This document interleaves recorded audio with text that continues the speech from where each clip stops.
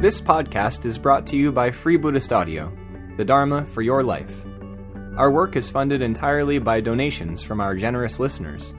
If you would like to help us keep this free, make a contribution at freebuddhistaudio.com/donate. Thank you, and happy listening. One of the things Viryanaga said is true. I actually really do love people. I'm kind of fascinated by people. When I grew up, I wanted to be an entomologist. I wanted to study bugs, which I still love. I love bugs. But at some point or another, I clocked that people were somehow more interesting and more complex. And I find us fascinating. And I find the Dharma a quite remarkable way for us to really explore ourselves. Maybe I'll start with a poem called Romanesque Arches by Thomas Tranströmer. It's Swedish. Somebody can do that better than me, please do. But the poem goes like this. Tourists have crowded into the half-dark of the enormous Romanesque church. Vault opening behind vault and no perspective. A few candles flickered. An angel whose face I couldn't see embraced me, and his whisper went all through my body. Don't be ashamed to be a human being. Be proud. Inside you, one vault after another opens endlessly. You'll never be complete, and that's as it should be. Tears blinded me as we were herded out into the fierce sunlit plaza, together with Mr. and Mrs. Jones, Herr Tanaka, and Signora Sabatini. Within each of them, vault after vault opened endlessly. So, community is about allowing us to be vault after vault, endlessly incomplete with each other in a way that allows more people to be endlessly vault after vault complete and set up the conditions for ourselves and our world to sustain that. That's really the whole talk. That's what I think. And I'd like to dedicate this talk to Paul, who I met this morning over porridge, whose heart wish is to set up a community where he lives in Worthing. He's experienced quite a lot of depression in his life, and what he said to me was, I want to find a place and a way for people who are caught in the confines of their four walls and the four walls of their mind to leave the house. So I want to dedicate it to him and to everybody else. I mean, this is my first Buddha field. And it's just been really wonderful to see how much skillfulness and connection and generosity there is. So it feels a little bit funny, me giving anybody else a talk about community in Buddha field, because I presume you're already here because you have an interest in community and a yen for community. So what's a community? If you go back to the word community, it's the same root as commune, like living together, and commune, as in being together, and communication, as in a kind of vital dialogue between humans that allows for both expression and receptivity. So it's all of those things. You know, we could spend quite a long time talking about what the difference is between, say, a group which has a fixed interest and you may know everybody in the group, and a community which is maybe something more expansive. But let's just assume that we can talk about community quite broadly at the moment as something that brings us together, whether that's an interest, an identity, a place, a role to look after something, and that let's use that as a community for now. Let's do that. But I'm curious to hear from you guys why you think we need community. Why are you interested in community? Just throw out some ideas, whatever form, whether that's a residential community, whether that's working together, whether that's doing something together. Shared values. Yeah? Shared values. You can't do it alone. Yeah. What can't you do alone? Yeah. Sharing finding ways to share what we have with others in our harmonious way. Great, yep. Finding ways to share what we have with each other. Yeah. Help with loneliness. Help with loneliness, yeah. It's really striking in this country in particular. It's a bit epidemic loneliness, isn't there? I think everybody has a right to be able to be themselves and to find the people that they can be themselves with. Yeah, yeah. So if you couldn't hear that, a place, a way to be yourself and to be in relationship from being yourself, have the right to do that and find people, gather people around, yeah.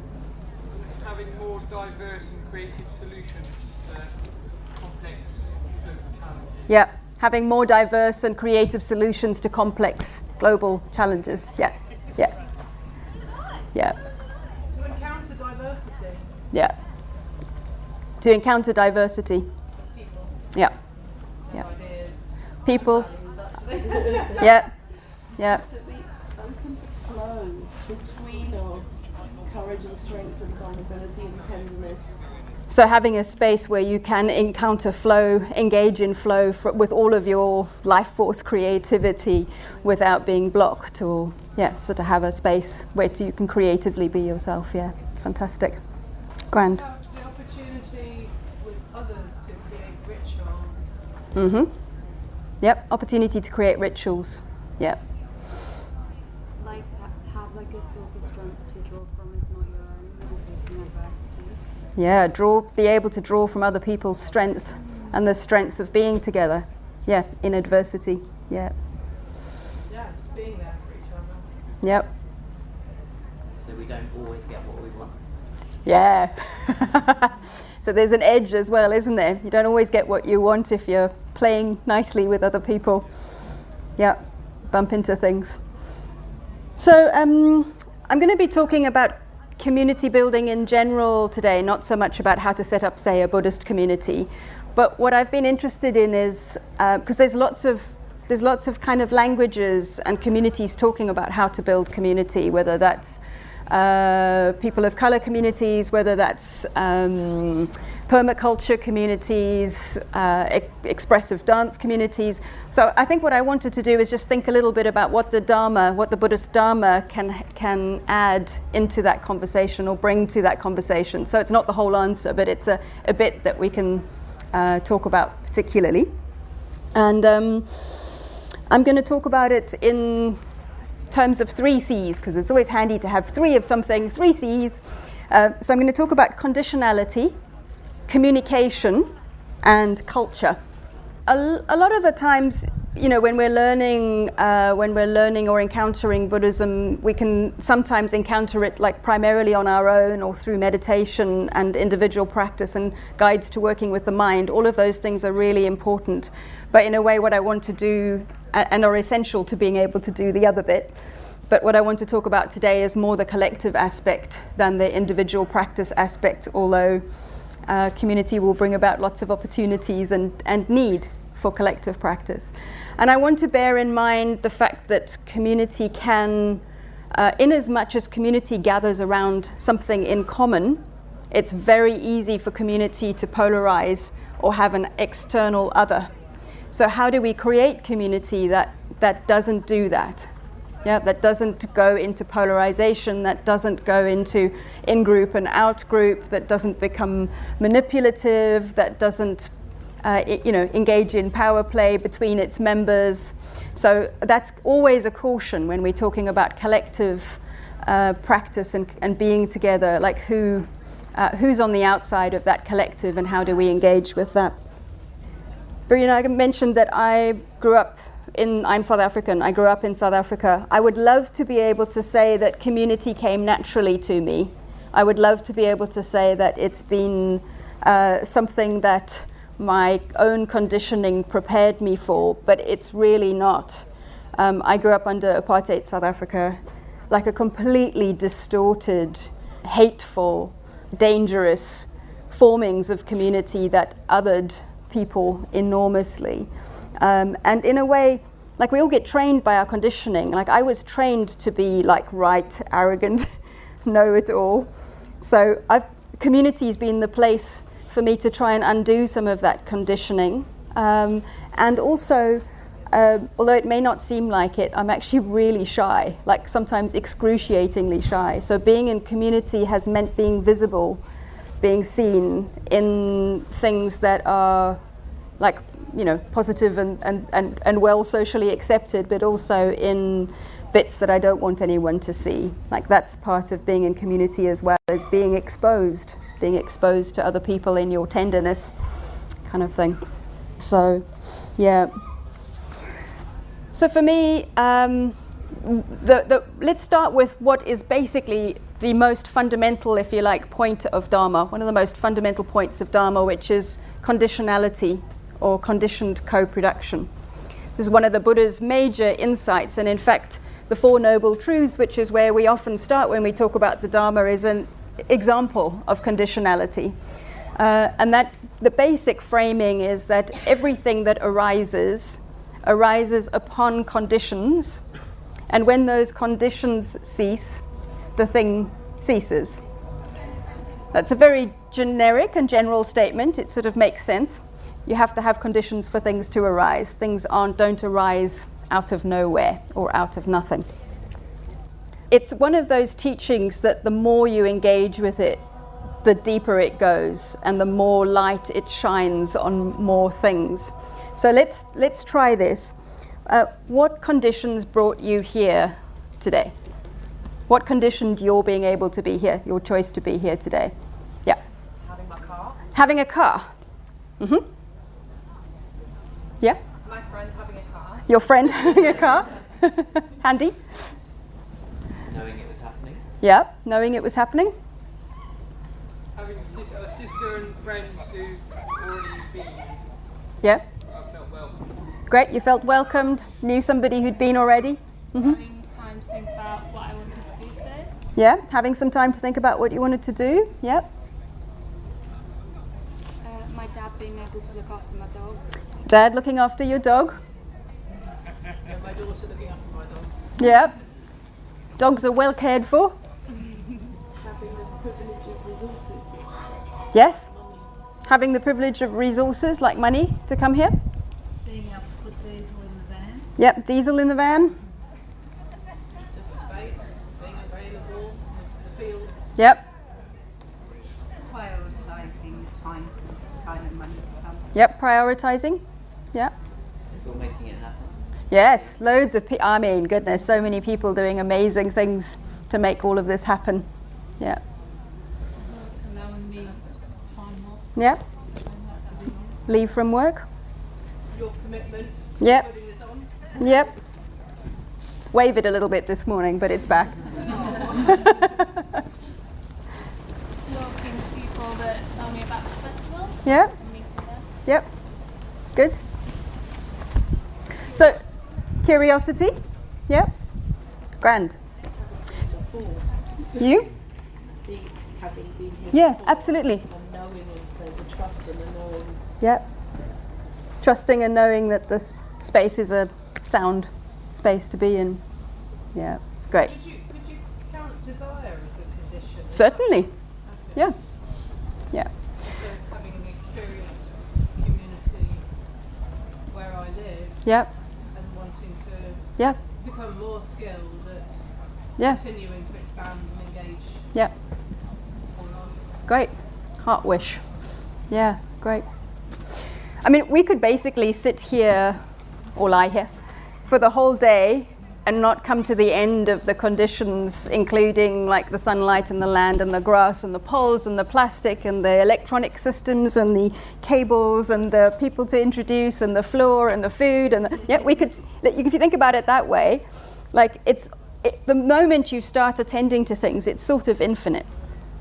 So in a way that's quite obvious. I think one of the points that makes that's really important to bear in mind when we're thinking about conditionality in relation to community is that there's in fact, community and everything else, there's never only one condition for the arising of something. Yeah? There's never only one condition for the arising of something.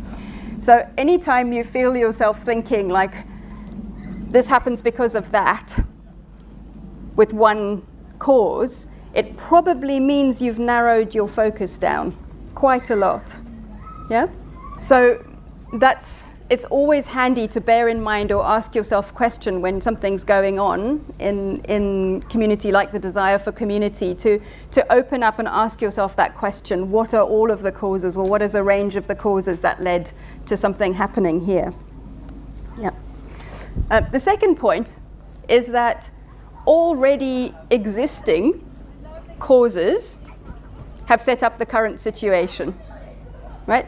We are here because of things that have already happened to condition the possibility of this, which is important because it means that if we want to change something, often our instinct is to try and change the past or change the present by almost like doing some kind of violence to it, if you like getting rid of something or trying to make something happen. But things only happen because the conditions for them exist. So the most effective way of working collectively is to set up the conditions for new things to arise. And it doesn't set you in opposition against the world. It's often when we start kind of engaging with the Dharma, this is one of the things that can get a bit confusing. People say, like, you have to accept the present, in the sense you have to accept what's happening. But I think that's not quite the right wording for it. I think the wording would be, you have to accept that what's happening is happening. Yeah? Because what's happening is happening because of causes and conditions that have already arisen. And then you can do something different. But while you're sort of denying the fact that something's happening, you can't really do anything about it because, you're not present to it. So that's another one of the consequences of thinking about community and your own practice in these terms. The third thing is that we can never, ever fully understand the impact of our actions. Yeah? Because we are always, whether we want to or don't want to, whether we are aware of it or not aware of it, we are always part of the conditions of other people's lives and other people's experience. Always. So in a way, we're always acting. So we might as well act in ways that facilitate community and connection and the welfare of all beings, if you see what I mean. Yeah. So I'm sure I often give a talk and I prepare something and I think I'm communicating one thing, and I give a completely random example and someone comes up to me and says, that's the thing that really changed something for me. I'm like, great. So you never know kind of what's going to resonate for somebody else, because everybody's come to whatever the experience is with their own and multiple conditions and conditioning. Yeah.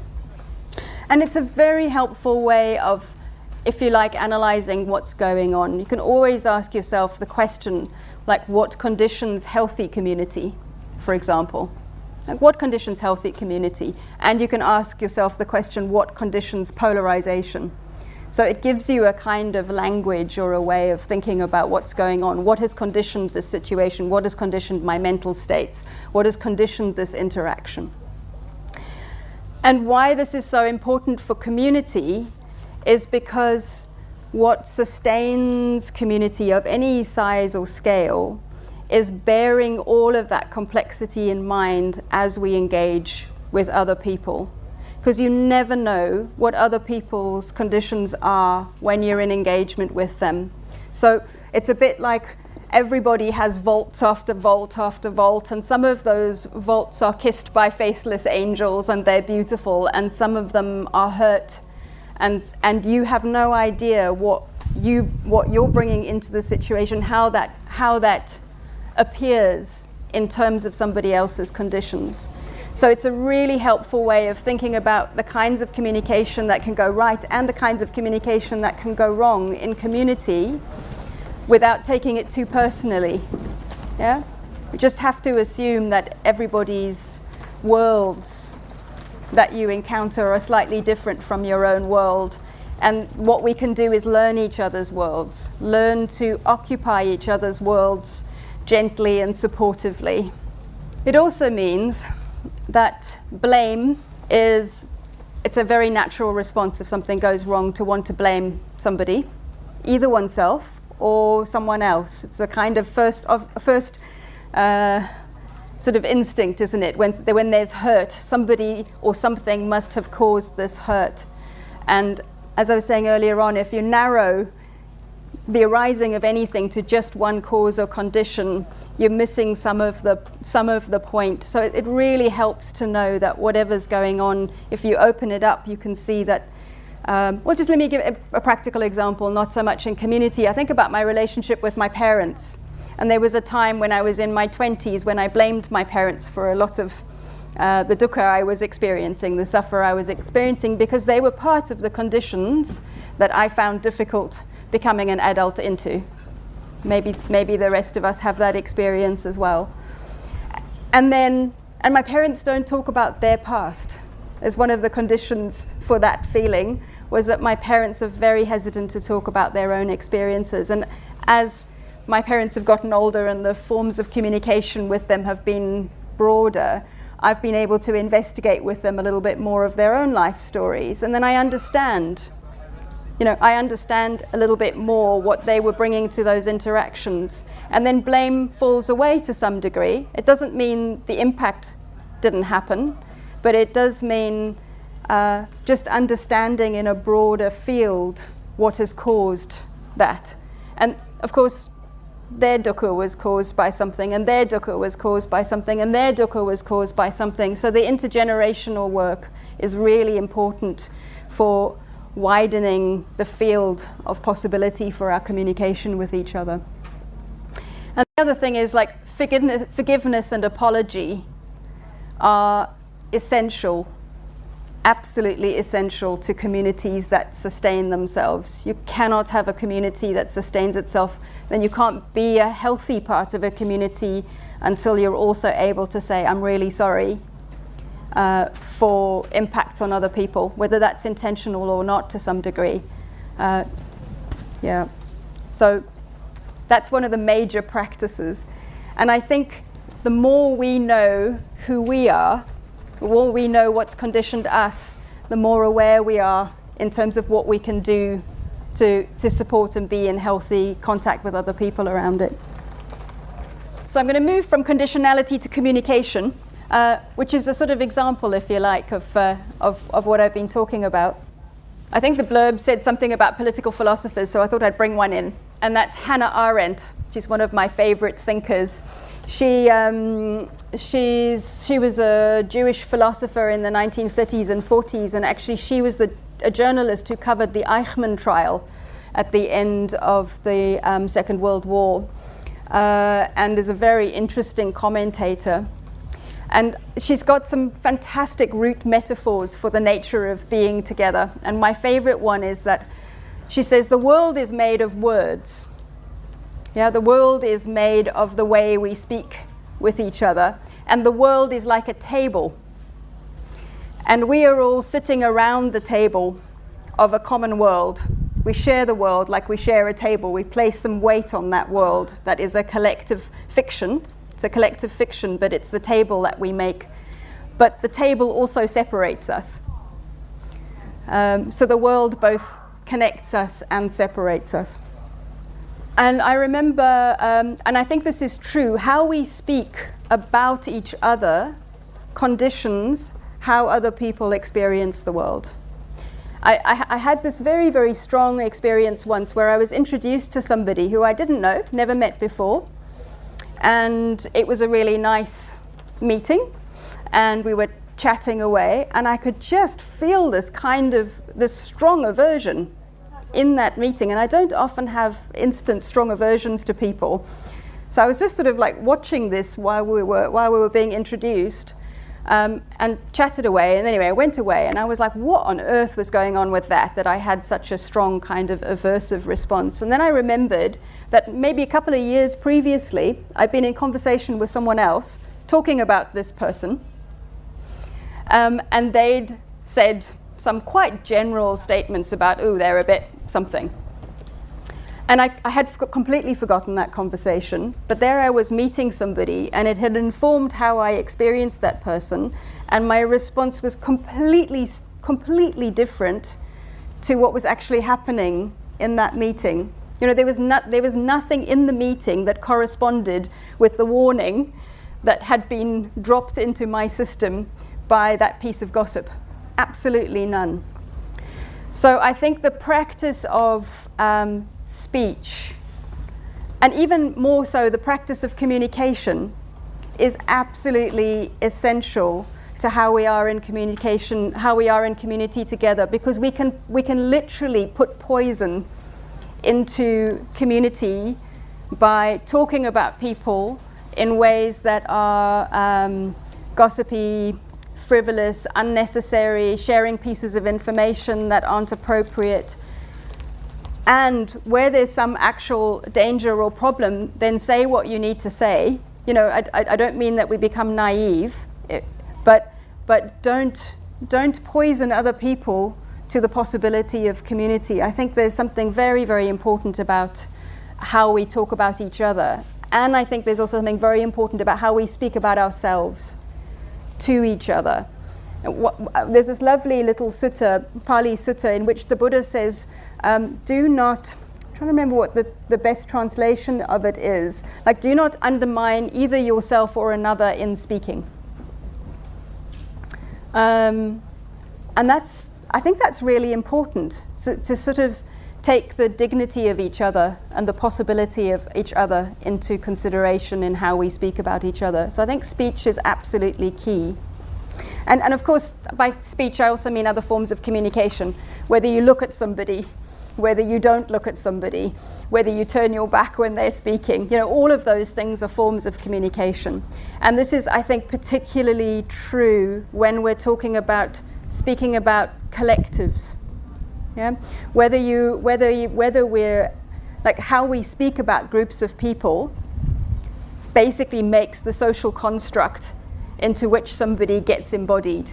Like how we speak about whether it's queer people or people of color or old people or children or Buddhists or Christians or any other grouping, how we speak about those, that does the work of either allowing for their dignity in parallel to whatever community we're in.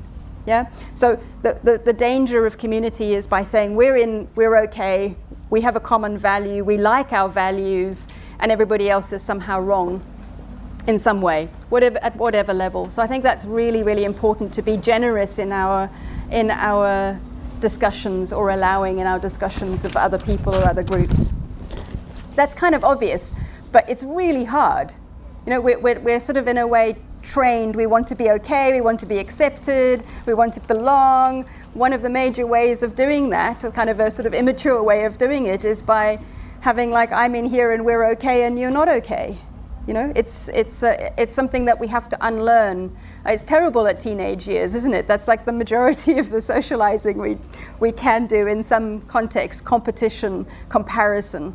Competition and comparison, they're absolutely the death knell of wholesome community life. It's not quite true about comparison, actually, because we can recognize that somebody has qualities or capacities that are greater than our qualities and capacities, and that can be inspiring. Yeah, so there can be a positive, useful thing in comparison, but you have to be very careful with it. It's dangerous liquor. So one of the ways that we can work with this is thinking about how we describe ourselves in any group, and what political philosophers and social thinkers will basically tell us that human cooperation beyond the people that you actually know and speak to directly is dependent on myths or stories. It's dependent on a story of who we are and what our purpose is.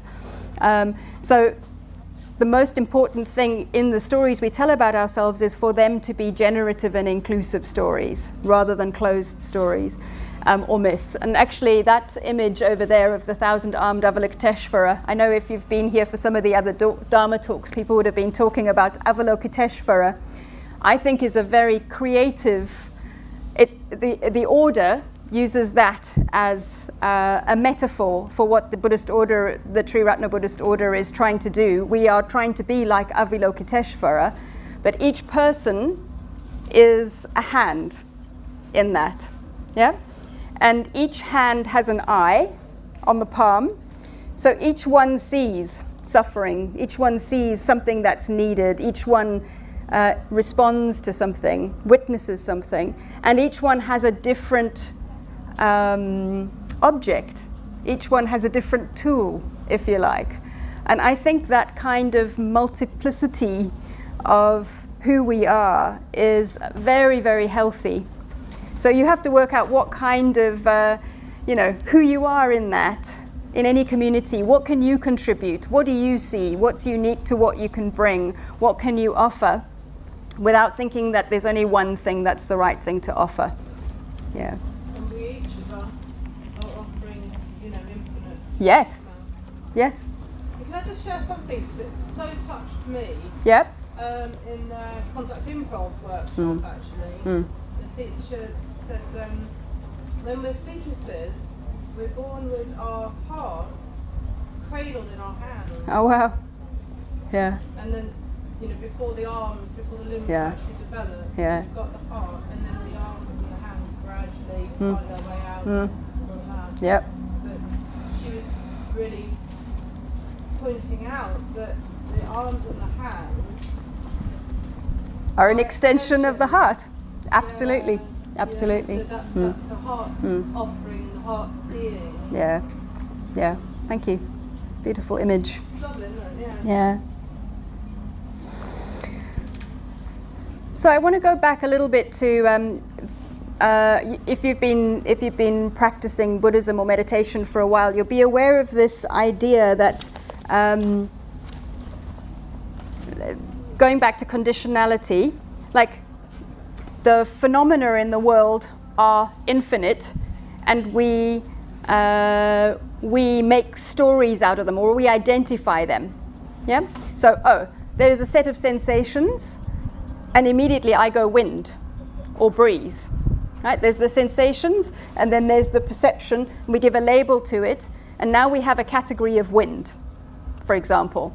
Or there's a set of things going into my retina. I think green. It's how we make sense and navigate the world. But what we do is we tend to put all of these sensations and all of these categories together until thinking that we can have a map of the world somehow in our own minds. It's a map of the world. And because it reduces complexity, the map is always to some degree wrong. Yeah? It can be a more or less fruitful map. It can be a map that gets you to your coffee station better than other maps, but it's always a limited or a reduction, a limitation or a reduction. And I think we map each other in that way, don't we? We can scan the room and we go like male, female, old, young, person of color, a little bit alternative, that person looks a bit square, oh, I don't like their hairstyle. That's what we do, and that's perfectly normal to do that. Like that's how our minds are trained, to reduce experience into something manageable that we feel like we can operationalize and that we control. But that way we're always limiting other people. We're always, in our perception, we're always limiting how we can apprehend people or the world. So one of the things that meditation in particular allows us to do is to open up the mind, become more spacious. Thank you. Drop some of the labeling, and in a way fabricate, that's the word we often use for it, fabricate the world less. And if we can learn to fabricate the world less, we can re-engage. Fabricating the world less, or not fabricating at all every now and then, basically gives us an enormous wordless spaciousness, a connectedness, an expansiveness. And when we come back into relationship out of that space, I think it shows up collectively either as healing, or as creativity, or as wisdom. So I think this is one of the dynamics of practicing one's individual practice in relation to community. The more that you can unlearn the world making that we've done, the more you can bring creative, new, fresh, alive, previously unable to connect. It really brings this amazing possibility of healing into place. So one of the lovely things for me about being in community is that I'm always encountering people who are a little bit wiser than me, or who can do something that I can't do, or who have something that's a mind that's more spacious or more able or more playful. And that allows me to become a little bit more like that. It allows me to fabricate the world less, to be less certain and also more bold. So I think that's one of the fundamental purposes of community, and practicing individually in relation to the community. It's like we're breathing in and out. We're breathing in and out together in terms of our own insights, our own deepening practice, our own greater capacity for love. And that dropping or lessening fabrication always has the flavor of love. It always has the flavor of meeting and connection. I think it's really important. So I'm nearly done. Basically, what I think we should do is create cultures out of those learnings. And that's what a community can and should do, is to sort of create ways in which those learnings can be brought alive over and over again, remembered, ignited, taught, felt. And I think there's some lovely ways to do that.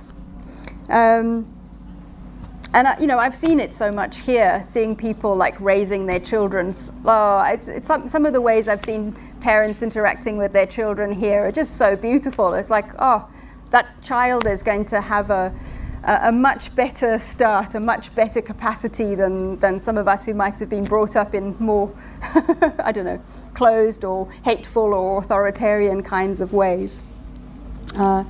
Because the world will only be different if we are different. And we can support each other to be different. And I think we can sometimes get into a language, or I've heard a sort of language that like all habit is bad. Sometimes we can talk in those ways in Buddhist practice, but that's not true. I think we are inheritors of lineages of wisdom, lineages of skill, and we are inheritors of lineages of hate and greed and insecurity. So traditionally, there are these things called the 4 Samgaravastus, which are the 4 ways to sort of build community. I'll just say them very shortly. The one is generosity, mutual generosity, dana, including the gift of fearlessness, which means the gift of being safe to be around. So it's not the gift of your own fearlessness, it's the gift of allowing other people not to fear you. Yeah. And kind words, beneficial acts, and sympathy. And I think we're learning more and more. I'm really excited about some of the languages we're talking at the moment around neuroscience, about attention, where we can really recognize that the most accurate fabrication of the world that we can do is when our bodies are not in shock or trauma. Yeah, we can see the world more accurately, more clearly, more lovingly, when we're not overwhelmed with data, when we're not in shock or trauma. So part of what communities can do by bringing in those 4 Samgaravastus is basically create spaces where we feel safe enough to be more open and to be more vulnerable and take care of each other. So that's why I think those 4 are really essential to how we are together. Could you say those 4 again? Yeah. Dana, generosity. Second is kindly words. The third is beneficial acts, which of course is quite wide-ranging, isn't it? And the last is sympathy, like a sympathetic engagement with each other. I think the way I like to think of that is like to assume the best of each other unless you absolutely have to not. Yeah? Sort of assume that people are doing their best and trying their best and have the best possible intention and connecting on that basis.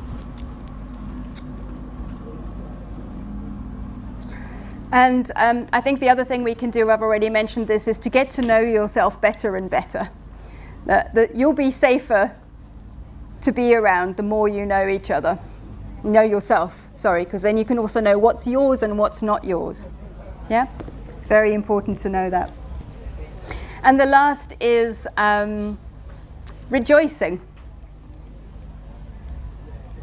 And rejoicing is completely opposite to the competition comparison model, isn't it?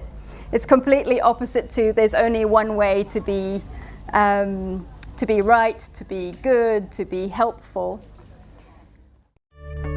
We hope you enjoyed this week's podcast. Please help us keep this free. Make a contribution at freebuddhistaudio.com/donate. And thank you.